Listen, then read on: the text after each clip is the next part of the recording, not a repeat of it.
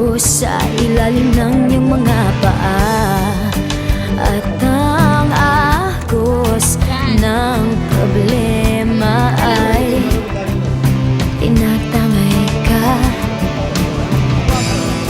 Tumingin ka lang sa langit, baka sakaling may masumpungan, o di kaya